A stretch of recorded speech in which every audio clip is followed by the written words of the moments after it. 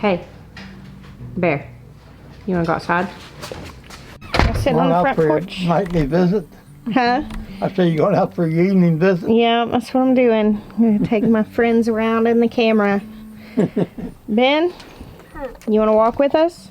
No. No, Maya just found a box of seeds while I was looking for them. Different people have different strong suits, and looking for things is not mine.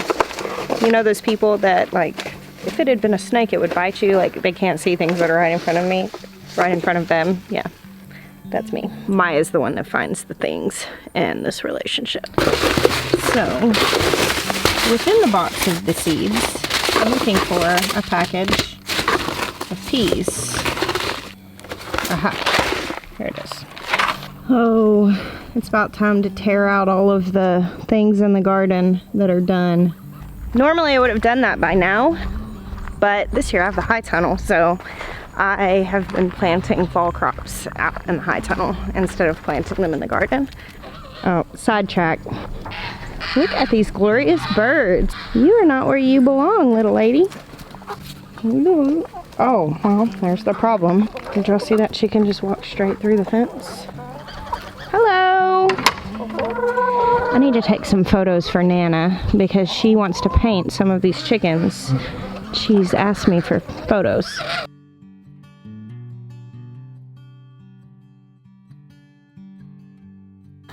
She wanted a picture of that little black and white top hat. And I got a good one. That makes me glad. Oh my goodness. The geese in the garden. That's not happened yet.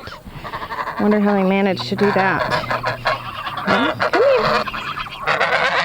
Well, don't gripe at me. I'm letting you back in. With your geese friends. Come here. Come here. Back up. Get him, Bear. Get him, Bear. Go get him, Bear. This is a two-person job, not a one-person and one-dog job. But hey, here's one of the scraggler tomatoes. These plants are so done, but there was still green fruit and I've just left them because I was busy, and I'm harvesting a handful of good tomatoes. Clearly, I was not prepared to find this down here. This is the most tomatoes I've harvested for a while now. They're pretty slim pickings, and by the time I get out here to them, they're usually just split or yucky. The plants are just not great, and honestly, the only reason they're not out of here is just because I have not made the time to clean these beds out over the course of the last 2 weeks. But I'm pretty excited. I thought that I was done getting lovely tomatoes out of my garden, and instead I just picked like 4 pounds. However, I need something to carry them in because I already dropped a couple. Hey, can you meet me in the garden with a basket, please? One to hold lovely late season tomatoes. Alright, bye. Maya can help me wrangle the geese. They actually are fine in the garden, like, as far as the garden goes. I'm not concerned about them hurting anything here. Geese are actually really great to keep in gardens because they will leave your crops alone. Not that I have any crops that are really worth protecting right now, but I'm more concerned about the geese. I don't want them to be in here alone and unprotected.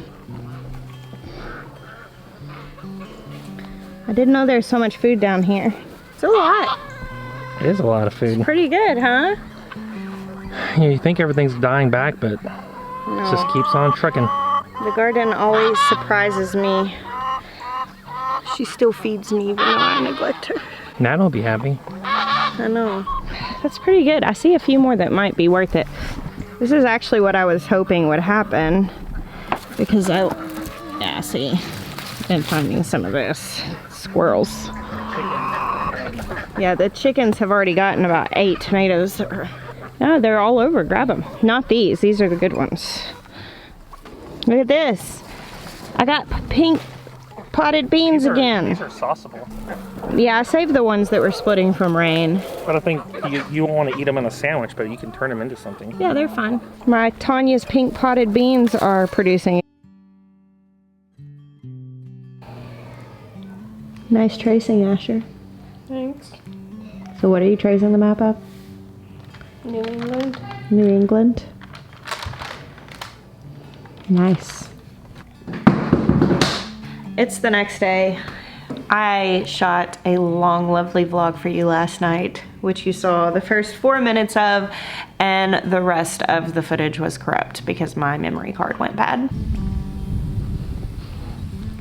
Since I lost my footage that I shot last night, I'm gonna bring you guys back out here and share with you a little bit of what I was showing you yesterday. So this is something that is new. Ben Turn has a tiller, and he brought it out here today and re-tilled this spot. We tilled this area and gardened in an in-ground tilled garden this year. It was my first year to really do that. Now I've grown some in the ground, in tilled ground before, but never this big of a space. And for no more than we put in it, we grew a lot of food in this space. Oh, look at these lovely peppers.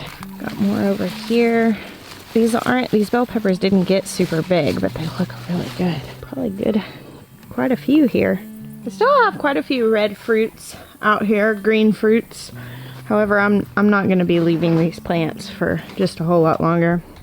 You can see they're getting sickly as well, and it's about time to move on from the tomatoes on to the next thing.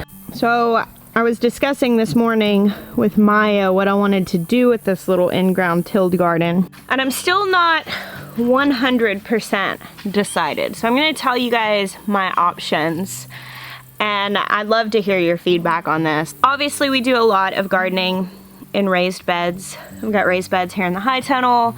We have raised beds in the front garden. We live on a ridge, kind of high elevation compared to the surrounding area, and our ground is so completely full of rocks. We have very little actual soil. What we do have is very clay, but as far as like actual topsoil that will support plants in a garden, there are areas of my property that have zero topsoil. It's just rock and clay. Some areas, like where this garden is, there used to be a coop there. It's also kind of at the lower part of a slope, and so like soil has washed down, and that area has more topsoil than I think anywhere else on my property, and it has about 3 inches. And so what we did there was we added more compost on top of that, and it was sort of an experiment for building soil. But we did till it this year and grew in the ground, did very little to it other than adding a layer of compost and then mulching it. And it did pretty okay. We got a good deal of food. Now I'm considering continuing to till that every season, amending the soil and tilling, just like from an educational standpoint of being able to show how a tilled garden works. This bell pepper is so good. This is, I know which one this is. It's called Horizon, I think. It's delicious. Now, every time I say what I'm about to say, somebody gets mad at me. Every single time. It never fails. I do not like tilling. I don't like tilled gardens. I think they're more work than they have to be. Now, I understand that not everybody can build raised beds and bring in soil. I understand that because whenever I started my garden, it was very difficult for us to be able to afford that, and we had to break up the garden. It took us 3 years to build the front garden that you saw at the beginning of this video. That took 3 years using reclaimed materials because the soil was expensive and we couldn't afford to do it all at once. So I really do understand that that is difficult. So when I say I don't like tillage, it's not because I'm being a snooty snob that can just build all the raised beds in the world and I'm just like, tilled gardens so beneath me. Like, I'm not being that way. I genuinely think it's more work, not even raised beds versus in ground. Now, I'm a big fan of Charles Dowding's videos. I think I've watched everything that he's ever put out, and he does not do raised beds. He does no-till on top of the ground and builds the soil up. And that's essentially what we did with our potato beds and these other in-ground garden beds, and we had really good success. So my thought is, with this, part of me wants to leave it just because I like showing that you can garden with very little startup by just tilling the ground. But part of me wants to fence this off with an electric fence, put some chickens in here to work the soil and get the weeds out, lay some wood chips down, allow the chickens to spread it, and really well establish this as a no-till in-ground bed, and just commit to the couple of years of work of really building the soil up here. I can see the educational value in both of those approaches, showing a tilled bed year by year versus showing the process of rebuilding soil to do a no-till bed. And I'd really love to hear your opinions and what you'd like to see in that. And also just your opinions about tilling versus no-till. I like to hear what you guys have to say about that. All right, so the thing that we did on the video that was the lost footage is we came down here and sowed peas. The variety of peas that I sowed were Sugar Prince peas, I believe is what it's called, from Haas Tools.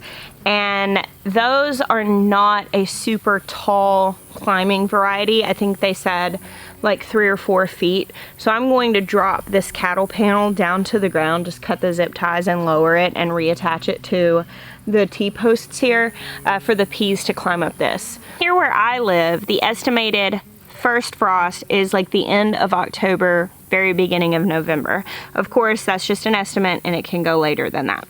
And so right now, in the early part of September, I am starting to sow everything that I want to be established in my garden beds when that frost comes.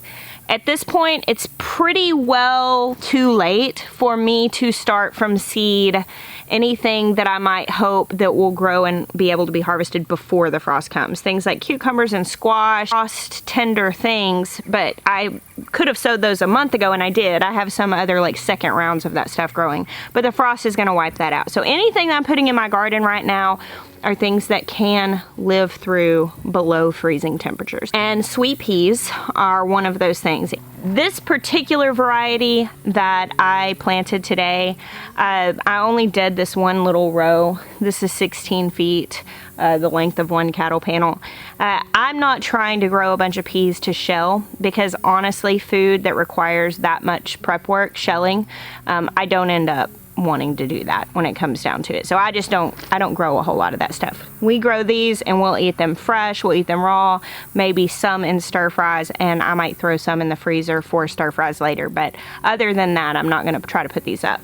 Sweet peas began converting their sugars to starch the moment you pick them off the plant. So if you are gonna shell them and try to process them or freeze them, you usually want to do that within like an hour or so of picking them off the plant, which is another one of the reasons why I try to be realistic with myself and the time that I have and say I'm probably not going to do that, at least not effectively. So I don't try to do that. Maybe at some point I'll be in the place in my life where I can grow lots of shelling peas and beans and black-eyed peas and stuff like that and take the hours that are required for shelling those and then putting them up quickly. But this is not the stage of my life for that.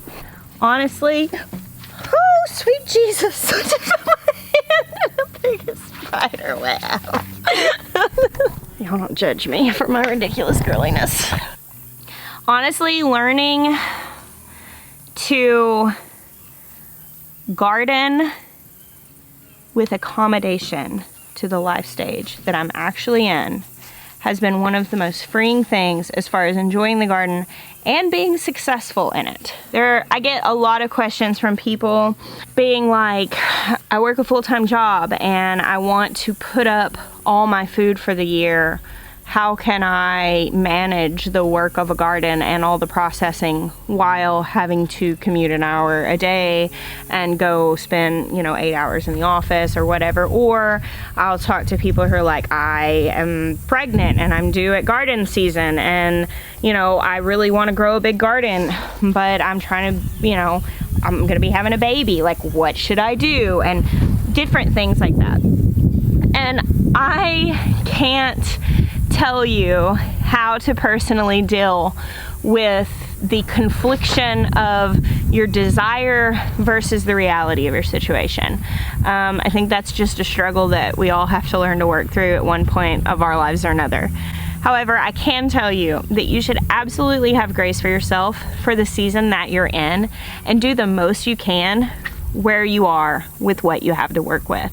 And beyond that, what you do not have the resources to work with, what you do not have the time to complete, what you do not have the strength to complete, do not take on condemnation. Just do the best that you can with where you are and what you have to work with. I could not have grown a garden like this whenever I was in the season of having 3 babies under the age of 3 years old. I did that. And now my kids are actually old enough to help me, or at least be old enough to be left in the house for a little bit of time. And that has freed me up to be able to do so much more than I could, 4 or 5 years ago. And that's okay. It's a different stage of life for me. But I also say I'm not growing shelling peas because I still do have a big family and a lot of people to take care of and a lot of things that I have to do. And if I have a couple of hours, then I'm gonna sit down and do a task like that. I'm gonna have quiet time, or I'm gonna read a book or write in my journal or do something other than shell peas. Other people may be in a different place than that. I'm not condemning that and saying that's a waste of time or that's not worth it. I love a bowl of freshly shelled black-eyed peas. I'm just saying, in the stage of life that I am currently in, with the number of mouths that I am currently feeding, that's not something that's high enough on my priority list for me to say that I'm gonna do it. And it is admittedly really hard in the age of the internet, whenever you can get online and have lovely examples of plenty of people doing what you perceive to be a better job than you. It's super easy to perceive that. And in perceiving that, condemn yourself. And then the next step, after you've condemned yourself, you've convinced yourself that what you're able to do right now in this stage, with these circumstances, with these resources, you just convince yourself that it's not worth it. And then you give up. I know I wear this phrase out, turn your waiting room into a classroom. I actually was going back and I was looking for something yesterday. I found the original post. It was actually an article in a magazine that I'd written. It was one of the very first articles that I wrote for this magazine that I wrote for. It was the month we moved out here to our property, and I shared that phrase, and it's the first time I think I ever said that, was when I was in the waiting room and I was so eager, but then I realized this is my great opportunity to learn. And guys, when it comes to growing your own food, you're going to have a million opportunities to do things wrong, a million opportunities to do things right. You're gonna have a bunch of opportunities to develop your own opinions that other people may disagree with. But there's like this really beautiful promise in like saying, I wanna learn to grow my own food. Until you die, you're going to need to eat. So you're not going to run out of opportunities for this to be a valid thing for you to do with your time. And if you say right now, in the exact circumstances that I'm living in, with the resources that I have and the ability that I have, what can I do now? How can I grow now? And you stop looking at all the things that you wish you could do but you can't, and you just start learning with what's in your hands. You won't run out of stuff to do when you just start learning with what's in your hands, with what you currently have access to. And the reason why I so adamantly share that is because I very, very vividly remember, I know that feeling of having this big vision and this big dream and these big hopes, but not being able to really exercise those desires yet. But in the season where I desperately wish that I could grow a massive garden, I would find any marked down clearance produce at my grocery store. So like if I ever went in, I remember one time finding strawberries for 99 cents a pound, which was like this crazy great deal. And I bought all that they had at the time, all that, I think it was like 10 pounds. And I went home and I learned to make jam and canned jam for the first time. Over and over, these opportunities arose within the confines of what I had access to. And those opportunities taught me the lessons so that I would be prepared for when all of this came. And like, honestly, I missed so many opportunities to turn my waiting room into a classroom. For years, I could have gardened. I could have grown more in containers. I could have built a little raised bed box. There were so many things that I could have done had I realized the value of it. But instead, I thought, well, this is nowhere near what I really wish I could do. And so instead of doing something, I did nothing. I think I could have saved myself a lot of the mistakes that I made once we got started here had I just learned some of those hard lessons on a much smaller scale. Being on a small scale is actually an opportunity to learn your mistakes on a small scale also. And I really try to keep this in mind now because like I'm dreaming of bigger things even than this. And now I understand that this is my classroom for those bigger things. Like the mistakes that we make here are a smaller scale than they will be whenever we do get to have a learning center, whenever we do get to have a larger property that's fully sustainable, and when we get to have a farm to table restaurant, these big new dreams that I've really taken on over the last few years. And I know I speak a lot about dreams and big vision and all of that, but I do that because we get so many messages from people who have a desire in their heart to do the small farm thing, to grow a garden, to even just grow some food in their backyard.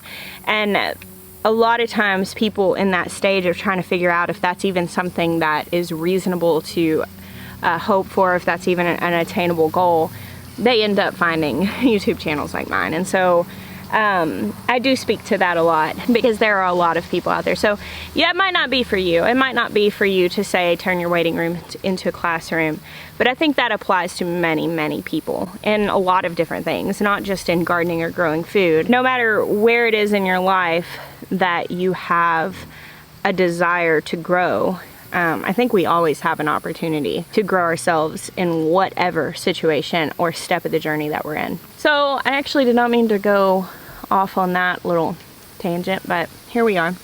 Thank you guys for hanging out with me today. God bless you. Until next time.